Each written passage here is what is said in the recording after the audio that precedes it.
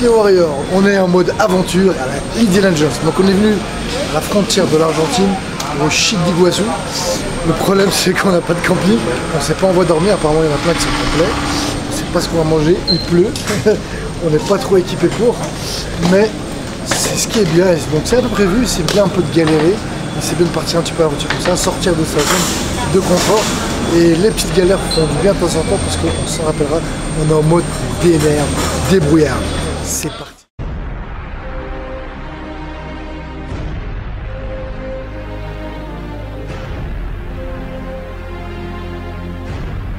Donc là, on est vraiment en mode galère. Aucun taxi veut nous prendre parce qu'on est trop nombreux, nos bagages, compagnie, ils font plein de manières. Donc l'option qui nous reste, eh ben, c'est de louer une voiture. On va voir si on peut louer une voiture. Et si on peut louer une voiture, bah, ça sera réglé. Tu peux dire ce qui vient de se passer là? Alors, bah là on vient d'avoir une révélation, on s'est dit qu'on allait peut-être louer une voiture, ça serait plus simple. Ouais, sauf que... Mais avant, sauf que... Il n'y a plus de voiture. La galère continue. Après, option et négociation, on a trouvé une voiture, on va s'entasser là-dessus. Et ça restera la meilleure option pour nous, comme ça on sera quand même beaucoup plus libre.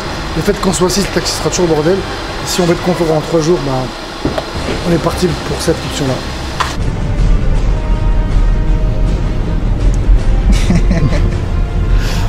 Des clandestins. On dirait des clandestins là.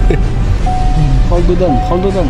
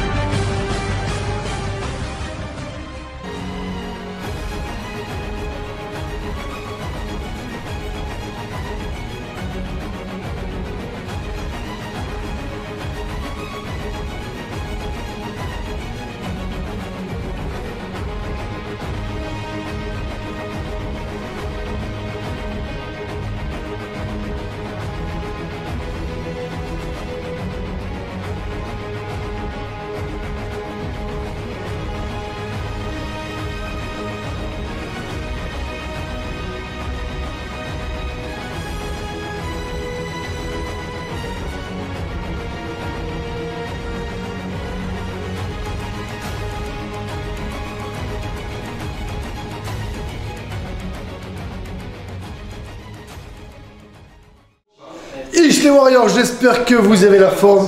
Je suis très content que ce voyage vous plaît.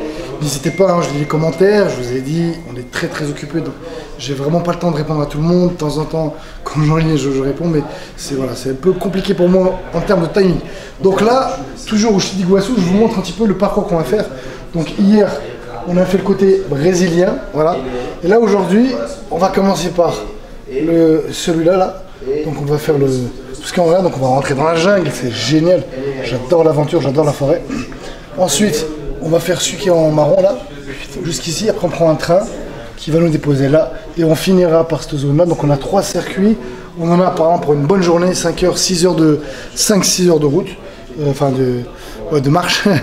Donc voilà, c'est cool. Et regardez bien mon t-shirt qu'on m'a offert il n'y a pas très longtemps. Hey Sbirich. Donc voilà, restez connectés. Donc c'est parti.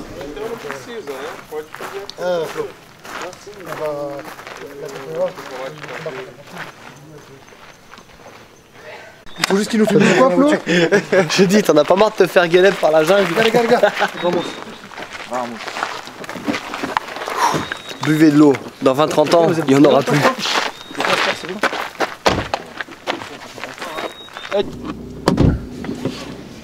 Ça sera la journée la plus dure que tu vas faire, caméraman. C'est la plus belle aussi. Hein. Aujourd'hui, je vais te libérer du vide. Prépare-toi à passer.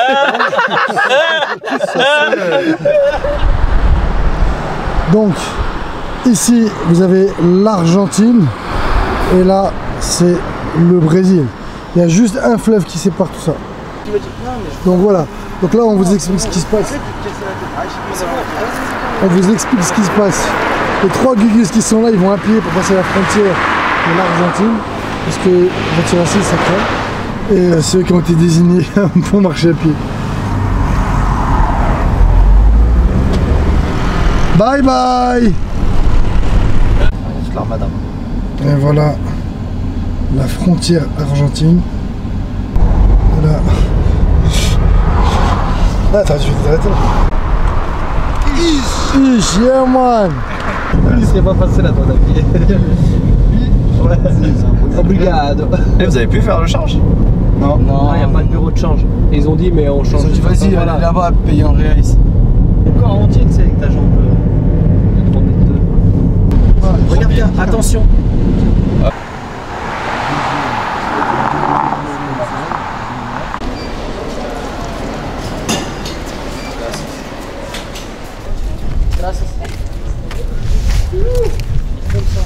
Ich les Warriors. Donc déjà je suis très content de partager avec vous le développement personnel et je m'aperçois que en fait finalement vous êtes de plus en plus à aimer ça et tant mieux.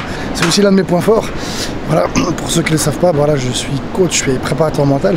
Donc voilà, j'aide des sportifs de haut niveau mais aussi des gens dans la vie de tous les jours qui ont des difficultés, des obstacles à atteindre leurs objectifs. Donc je fais des conférences et des séminaires pour ça. Alors on est parti pour voir ensemble comment reprogrammer son cerveau et vous allez voir que vous allez apprendre sûrement plein de choses, des choses qui vont vous être très utiles et pourquoi vous avez intérêt à reprogrammer votre cerveau pour peut-être franchir complètement un cap, changer de vie, réussir vos objectifs, atteindre la vie de vos rêves ou tout simplement s'améliorer dans la vie. En tout cas, vous allez voir qu'il y a plein de choses à savoir, à maîtriser sur notre cerveau. Notre cerveau, il est tellement puissant et tellement complexe qu'on n'a pas le mode d'emploi et je vais essayer de vous donner quelques astuces, quelques conseils pour pouvoir utiliser et vous servir d'autres cerveaux pour réussir et avancer dans la vie. Alors vous êtes plusieurs à me dire que le son il est pas terrible et vous avez raison, mais mon micro il est tellement performant que je galère à trouver le bon réglage, mais je pense là avoir trouvé le bon réglage.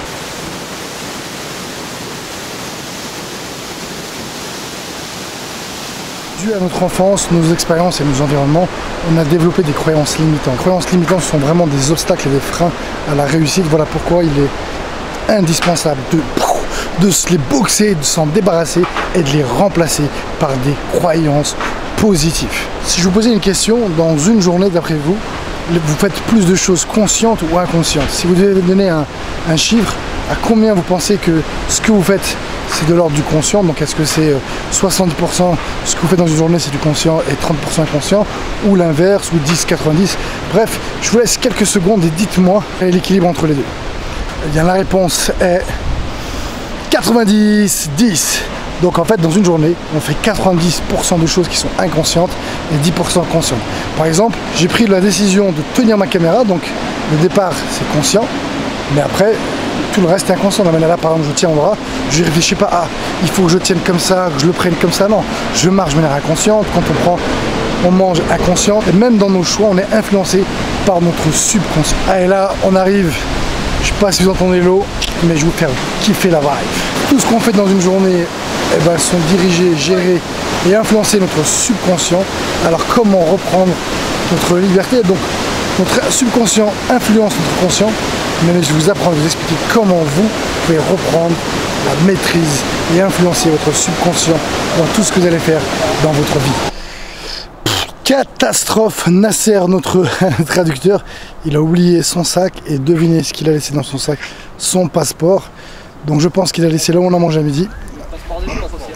Ah oui, il passe par les autres. Non. Passeport de qui? Ah, c'est parti de son con.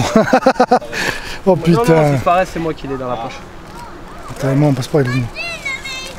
Ah, mais moi, mon passeport il est où? Ça y est, t'as le sourire là hein? Ah, grosse frayeur. Il était où? Il était au Subway, c'est les Argentins qui l'ont retrouvé, ils l'ont bien rangé.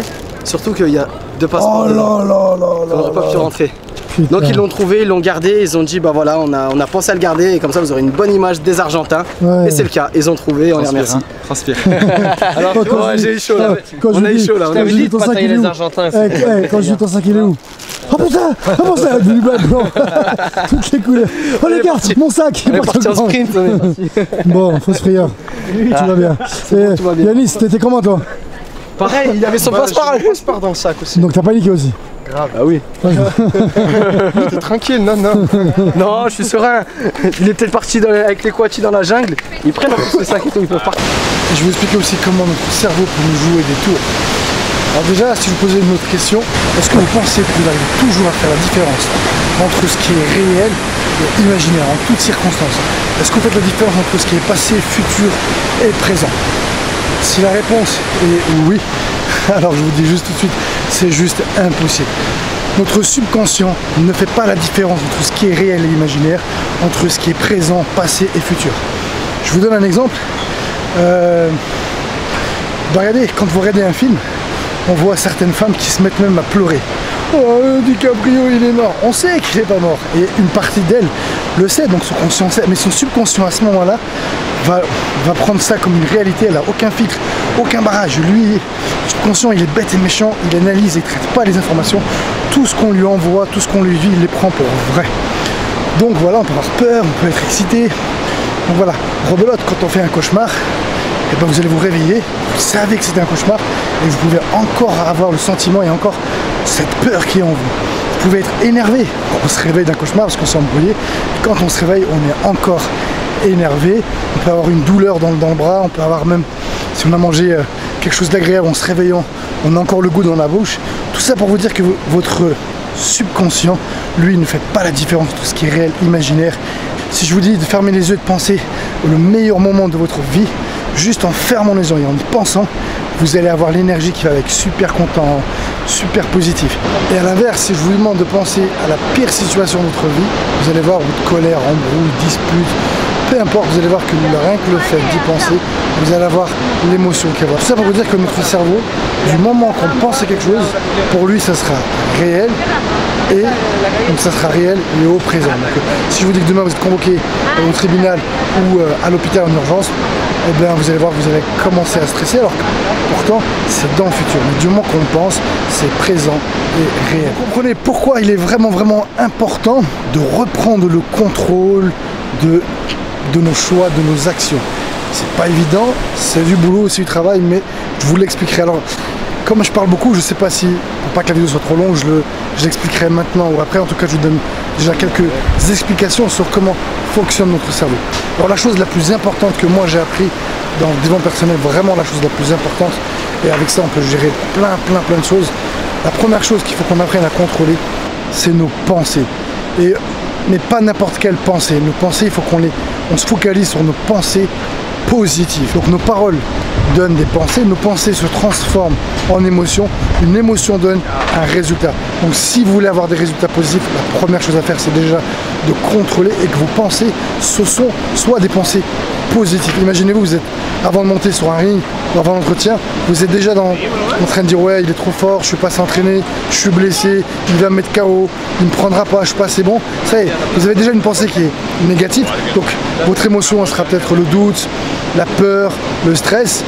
Et ce qui fait que vous n'allez pas tout donner, vous ne serez pas dans une énergie positive. A l'inverse, je vais tout donner, je vais lui montrer qui je me suis bien entraîné. Pensée positive, donc forcément émotion positive, de courage, d'agressivité, mais positif.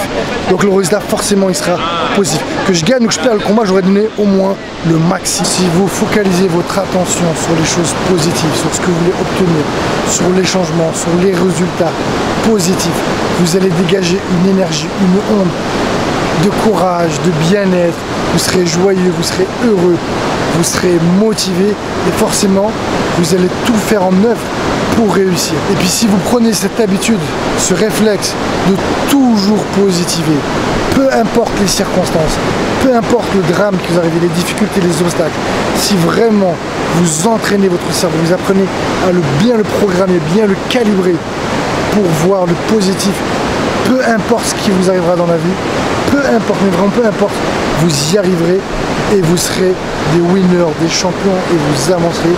Alors que les gens malheureusement qui font que se plaindre, créent des connexions, comme je l'ai dit, négatives, ils deviennent pessimistes et peu importe ce qu'ils auront, ça les saoulera vite fait, ils seront vite saoulés, vite gavés et automatiquement ils vont chercher du négatif parce que leur cerveau a été programmé pour voir du négatif. Voilà, je vais m'arrêter là pour cette vidéo parce que j'ai encore plein de choses et je veux pas vous gaver, il faut pas que ce soit trop long. Donc voilà, si ça vous plaît alors là je vous ai expliqué un peu pourquoi il était important de programmer votre cerveau. Si vous voulez la suite, vous me le faites savoir dans les commentaires et n'oubliez pas le petit pouce bleu pour dire que la vidéo vous plaît. Voilà, sinon donc là on est juste en train nous de waouh, on est super heureux d'être là, vraiment super heureux et je vous invite vraiment à voyager.